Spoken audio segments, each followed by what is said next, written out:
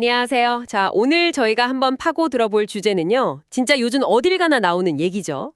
AI 투자, 이거 버블 아닌가요? 아, 네. 정말 많이들 물어보시죠? 그렇죠. 뭐 오픈 AI가 2천조 원 투자를 받는다더라. 엔비디아 시총이 5조 달러를 넘었다더라. 이런 소식 들으면 이 숫자가 너무 비현실적이니까 다들 고개를 갸웃하게 되는 것 같아요. 네, 맞아요. 그래서 오늘 저희가 함께 볼 자료가 하나 있는데요. 이 복잡한 AI 산업을 그냥 한 덩어리로 보지 않고요. 이걸 세 개의 다른 층으로 나눠서 각 층의 온도가 어떻게 다른지 분석한 아주 통찰력 있는 글입니다. 네. 오늘 저희의 목표는 이 AI 투자 지형도를 같이 한번 펼쳐보면서 어디가 진짜 뜨겁고 또 어디에 위험이 있는지 그 속을 제대로 들여다보는 겁니다. 네, 아주 중요한 접근 방식입니다. AI를 두고 그냥 버블이다 아니다 이렇게 딱 잘라서 흑백 논리로만 얘기하면 진짜 중요한 걸 놓치기 쉽거든요. 아, 그렇죠. 그래서 오늘 분석의 핵심 틀은 AI 생태계를 세 개의 계층, 그러니까 레이어로 나눠서 보는 거예요. 가장 위, 우리랑 제일 가까운 층이 바로 우리가 쓰는 AI 앱, 애플리케이션 계층이고요. 네. 그 밑에서 이 앱들을 실제로 돌리는 추론용 인프라 계층이 있고요. 그리고 가장 근본 맨 아래층에는 이 AI 모델들을 아예 처음부터 만들어내는 학습용 인프라 계층이 있는 거죠. 아, 애플리케이션, 추론, 학습 이렇게 세 가지군요. 네, 이 세 개를 따로 떼어놓고 보면 어디는 막 불타고 있는데 어디는 의외로 좀 차갑고 이런 게 훨씬 더 명확하게 보이기 시작할 겁니다. 좋습니다. 그럼 가장 위층부터 시작해보죠. 우리가 매일 쓰는 AI 서비스, 바로 애플리케이션 계층입니다. 근데 자료를 보니까 시작부터 제 예상이 완전히 빗나가네요. 어떤 점에서요? 저는 당연히 온갖 AI 앱에 돈이 막 몰려서 거품이 엄청 껴있을 거라고 생각했거든요. 그런데 이 자료는 저울반대예요. 이 분야가 과열이 아니라 오히려 투자가 부족한 상태일 수 있다. 이렇게 분석하고 있어요. 이거 진짜 의외인데요? 그렇죠. 대부분의 사람들이 가장 먼저 느끼는 분야인데 투자가 부족하다니 좀 욕설적으로 들릴 수 있죠. 네. 자료에서는 그 이유를 두 가지로 아주 재미있게 분석해요. 일단 첫 번째는요. 벤처 캐피털, 그러니까 VC들의 투자 습성 때문이라는 거예요. 투자 습성이요? 네. VC들은 뭐 수십억 달러씩 들여서 거대한 데이터 센터를 짓고 이런 굵직한 인프라 투자에는 굉장히 익숙하거든요. 아, 그렇죠. 큰 거 한 방. 맞아요. 그런데 하루가 멀다 하고 쏟아지는 수백 수천 개 앱 중에서 이게 진짜 대박이다. 이걸 콕 집어내는 건 너무 어렵다고 느끼는 거죠. 아, 모래사장에서 바늘 찾기 같은 느낌이군요. 정확합니다. 그러니까 차라리 확실해 보이는 인프라에 돈을 넣고 앱 투자는 좀 주저하게 된다. 이런 분석인 거죠. 그렇군요. 그럼 두 번째 이유는 뭔가요? 이건 저도 주변에서 많이 듣는 얘기 같아요. 어떤 거죠? 앞으로 GPT-5나 뭐 제미나이 같은 엄청난 모델이 나오면 지금 있는 어지간한 AI 앱들은 그냥 다 흡수되거나 쓸모 없어질 거라는 공포. 아, 네네. 그 우려가 있죠. 이게 시장에 꽤 현실적으로 퍼져 있거든요. 근데 이 자료에서는 이걸 과장된 우려라고 보더라고요. 저 같은 사람들을 어떻게 설득할 수 있을까요? 바로 그 질문이 핵심을 짚고 있습니다. 그 우려가 왜 과장됐는지를 이해하려면 경제의 가장 기본 원리를 한번 생각해 보면 돼요. 기본 원리요? 네. 결국 엔비디아 GPU나 아마존 데이터 센터 같은 인프라에 돈을 내는 주체가 누굴까요? 그 위에서 서비스를 돌리는 앱 개발사들이겠죠? 그렇죠. 그렇다면 이 생태계가 계속 돌아가려면 인프라에 들어가는 총 비용보다 그 위에서 앱들이 벌어들이는 총 가치가 훨씬 더 커야만 하는 거예요. 아, 너무 당연한 얘기잖아요. 구조적으로 애플리케이션 시장의 전체 파이가 인프라 시장 파이보다 클 수밖에 없다는 겁니다. 잠깐만요. 그 말씀은 지금 모두가 열광하는 엔비디아나 데이터 센터 같은 인프라 기업들의 가치가 결국에는 그 위에서 돌아가는 앱들이 벌어주는 돈에 의해서 제한된다는 뜻인가요? 네. 와, 장기적으로 보면 인프라가 을이 될 수도 있다. 이런 이야기로 들리는데요. 정확히 그 가능성을 짚고 있는 겁니다. 물론 지금 당장은 GPU가 없어서 못 파니까 인프라 기업들이 갑처럼 보이지만 장기적인 가치 창출의 원천은 결국 최종 소비자를 만나는 애플리케이션에 있다는 거죠. 그리고 자료는 이미 그 가능성을 보여주는 새싹들이 자라고 있다고 말해요.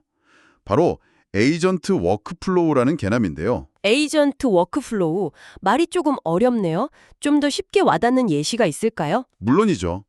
예를 들어서 지금 AI 비서한테 부선으로 주말 여행 계획 좀 짜줘라고 하면 뭐 인터넷 검색해서 맛집 리스트, 관광지 목록 이런 걸 보여주는 수준이잖아요. 네, 딱 그 정도죠. 이게 지금의 앱이에요. 하지만 에이전트 워크플로우 기반의 앱은 완전히 달라요.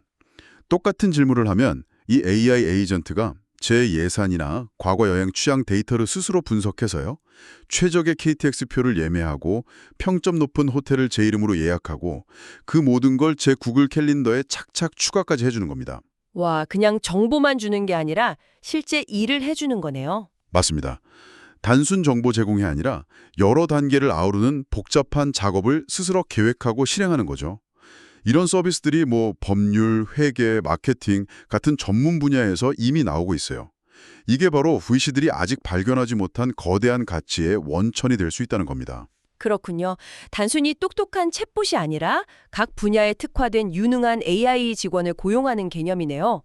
그렇게 생각하니까 애플리케이션의 잠재력이 정말 엄청나게 느껴집니다. 그렇죠. 자, 그럼 그 유능한 AI 직원들을 실제로 움직이게 하는 엔진, 두 번째 계층인 추론 인프라로 넘어가 보겠습니다.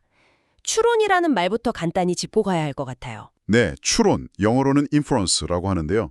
간단히 말해서 AI가 생각하는 과정입니다. 생각하는 과정이요? 네, 우리가 이 사진의 고양이가 몇 마리야? 묻거나 이메일 초안점 써줘 이렇게 요청했을 때 이미 다 학습된 AI 모델이 그 요청을 이해하고 답을 만들어내잖아요. 그 모든 연산 과정을 추론이라고 불러요.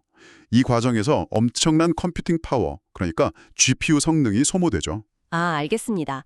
이 추론 인프라에 대한 자료의 분석은 아직 명확하더라고요. 공급이 수요를 절대적으로 따라가지 못하고 있다. 그래서 상당한 추가 투자가 시급한 영역이다.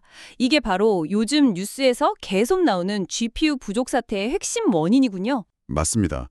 그런데 이 공급 부족이라는 말을 한번 잘 생각해 볼 필요가 있어요. 네.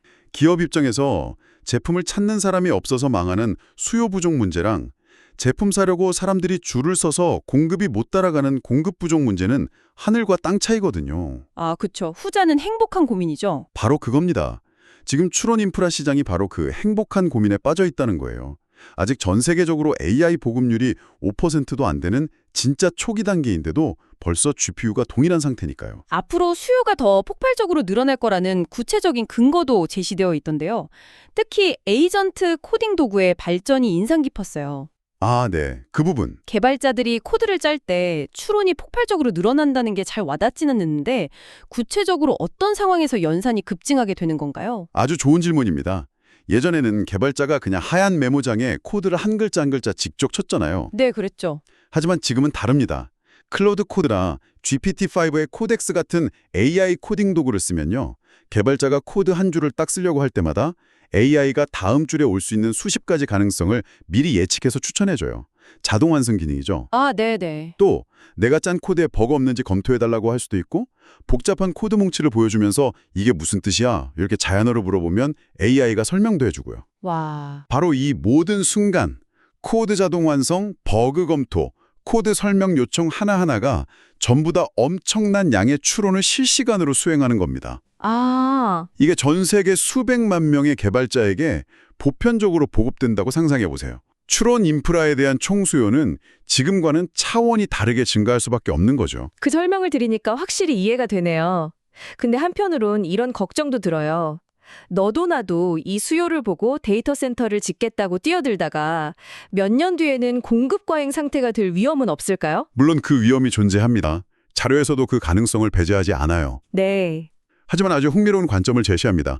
설령 단기적으로 인프라가 너무 많이 지어져서 공급 과잉이 오더라도 그게 꼭 나쁜 것만은 아닐 수 있다는 거예요. 그건 왜죠? 왜냐하면 넘쳐나는 컴퓨팅 파워는 결국 가격 하락으로 이어질 거 아니에요. 그렇죠. 그렇게 되면 애플리케이션 개발자들은 훨씬 저렴한 비용으로 더 자유롭게 AI 서비스를 실험하고 만들어낼 수 있게 되거든요.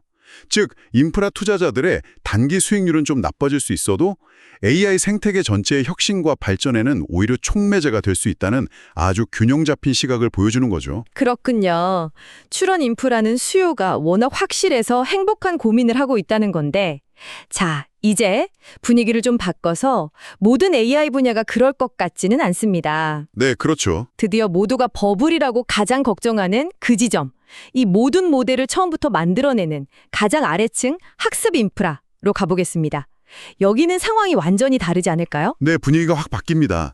AI 모델을 갓난아기 상태에서부터 수많은 데이터를 먹여서 가르치는 과정을 학습이라고 하잖아요. 네. 이 과정에는 정말 천문학적인 비용과 시간이 들어가죠. 바로 이 분야가 자료에서 세 개 층 중에 가장 위험하고 실제로 그 버블이 형성되고 있을 가능성이 가장 높은 곳으로 지목됩니다. 구체적으로 어떤 위험 요인들 때문인가요? 크게 두 가지를 꼽습니다. 첫째는 오픈 소스 혹은 오픈 웨이트 모델의 급부상입니다. 아, 이걸 처음 듣는 분들을 위해 설명하자면 소수의 기업이 독점적으로 개발하고 비밀에 붙이는 GPT-4 같은 폐쇄형 모델과는 달리요. 모델의 설계도나 학습 결과물을 세상에 공개해서 누구나 자유롭게 가져다 쓰고 고쳐 쓸 수 있게 만든 모델을 말해요. 네. 최근에 메타의 라마 시리즈나 미스트랄 AI 같은 곳에서 내놓은 오픈 웨이트 모델들 성능이 정말 무섭게 발전하면서 굳이 수백억, 수천억 달러를 들여서 자체 모델을 개발해야 하나? 이런 근본적인 질문이 나오고 있는 거죠. 다른 하나는 기술적인 진입장벽, 이른바 기술적 해자가 생각보다 약할 수 있다는 지적이더군요. 네, 근데 오픈 AI나 구글 같은 회사들은 이미 저만치 앞서가고 있는데 정말 그렇게 쉽게 따라잡힐 수 있는 건가요? 그게 바로 이 분야의 딜레마입니다. 물론 지금 당장은 선두 기업들이 몇 년은 앞서 있는 것처럼 보이죠. 그렇죠. 하지만 AI 분야의 기술 발전 속도가 워낙 빨라서요. 매년 알고리즘과 하드웨어가 개선되면서 똑같은 성능의 모델을 훈련시키는 데 드는 비용이 기하급수적으로 저렴해지고 있습니다. 아, 비용이 계속 싸지는군요. 네, 예를 들어 작년에 100억이 들었던 모델을 올해는 50억, 내년에는 20억이면 만들 수 있게 될지도 모른다는 뜻이에요. 이건 현재 1등에 쌓아올린 기술적 우위라는 성벽이 생각보다 빨리 허물어질 수 있다는 걸 의미합니다. 와, 막대한 돈을 먼저 쏟아부은 의미가 순식간에 사라질 수도 있겠네요. 네, 그런 위험이 분명히 존재합니다. 그렇다면 이 학습 인프라 분야에 대한 투자는 그냥 무조건 피해야 하는 걸까요? 꼭 그렇지는 않습니다. 여기서 자료는 아주 중요한 예외, 그러니까 기술적 해자 말고 다른 종류의 해자를 가진 기업들을 주목해야 한다고 말합니다. 다른 종류의 해자요? 바로 브랜드 해자입니다. 브랜드 해자? 네, 기술적 우위는 언젠간 따라잡힐 수 있어도 사람들 마음속에 딱 각인된 브랜드의 힘은 전혀 다른 이야기라는 거죠. 제가 아는 한 스타트업 대표님이 이런 말을 하더라고요. 우리 기술이 1년 뒤에도 최고일지는 모르겠다. 하지만 1년 뒤에 사람들이 우리 회사 이름을 기억하게 만들 자신은 있다. 와, 그게 바로 브랜드 해자의 핵심이군요. 구체적인 사례를 들어주시면 더 와닿을 것 같아요. 자료에서 꼽는 가장 대표적인 사례가 바로 챗GPT입니다. 아, 챗GPT. 챗GPT는 단순히 성능 좋은 AI 모델을 넘어서 전 세계인에게 AI 하면 가장 먼저 떠오르는 대명사, 즉 강력한 소비자 브랜드가 되어버렸어요. 아이폰처럼요. 그렇죠. 이 압도적인 브랜드 인지도는 후발주자가 기술력만으로는 절대 쉽게 넘어설 수 없는 강력한 해자입니다. 또 다른 사례는 구글의 제미나이고요. 구글이요? 네, 구글은 검색 엔진, 안드로이드, 유튜브라는 전 세계 수십억 명이 매일 쓰는 거대한 유통망을 손에 쥐고 있죠. 아, 설령 제미나이의 기술력이 경쟁사보다 조금 뒤처지더라도 이 막강한 유통망을 통해서 사용자들에게 서비스를 그냥 밀어넣을 수 있다면 엄청난 시장 장악력을 유지할 수 있습니다. 그렇군요. 따라서 이 분야의 크자는 단순히 기술력만 볼 게 아니라 이런 강력한 브랜드나 유통망을 가졌는지 옥석을 가리는 작업이 무엇보다 중요하다고 할 수 있겠습니다. 와, 오늘 이야기를 쭉 정리해보니 AI 투자를 그냥 뜨겁다, 거품이다 이렇게 뭉뚱그려서 보는 게 얼마나 단편적인 시각이었는지 깨닫게 되네요. 네, 애플리케이션은 오히려 더 많은 투자를 기다리는 잠재력의 땅이고 추론 인프라는 수요가 넘쳐서 공급이 시급한 행법한 비명을 지르는 곳이고요. 네, 맞아요. 그리고 모델 학습 인프라는 옥석을 가리지 않으면 정말 큰 위험에 빠질 수 있는 이렇게 세 개의 전혀 다른 그림이 그려집니다. 그렇죠. 각 계층마다 성장 방정식과 리스크의 종류가 완전히 다른 셈이죠. 자료의 필자가 마지막에 가장 걱정하는 시나리오가 있던데요. 네, 그 부분도 중요하죠. 만약에 버블 가능성이 가장 높은 학습 인프라 같은 한 분야에서 문제가 터져서 버블이 붕괴될 경우 그 부정적인 인식이 AI 산업 전체로 건져나가는 전염 효과가 나타날 수 있다는 우려였습니다. 맞아요. 잠재력이 충분한 다른 두 분야의 투자 심리까지 얼어붙게 만들 수 있다는 점이 정말 무서운 시나리오 같아요. 네, 그래서 이 글은 워런 버핏이 즐겨 인용했던 벤저민 그레이엄의 유명한 말을 빌려서 결론을 내립니다. 어떤 말이죠? 단기적으로 시장은 인기 투표를 하는 투표 기계, 보팅 머신이지만 장기적으로는 본질 가치를 재는 저울, 웨잉 머신이다. 아, 투표 기계와 저울.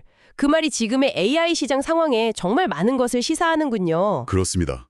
단기적으로는 어떤 기술이 더 유행하는지, 어디에 투기적 자본이 몰리는지에 따라서 주가가 널뛰는 인기 투표가 벌어질 수 있죠. 네. 하지만 장기적으로는 결국 어떤 기술이 우리 사회와 산업에 실질적이고 근본적인 가치를 제공하는지에 따라 평가받게 될 거라는 뜻입니다.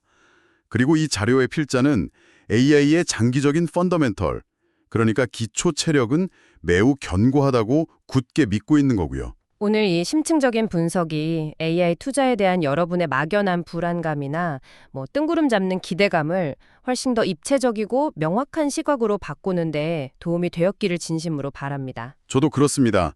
어떤 거대한 기술 흐름을 마주할 때 그걸 하나의 단어로 규정하고 판단하려는 유혹에서 벗어나는 게 중요합니다.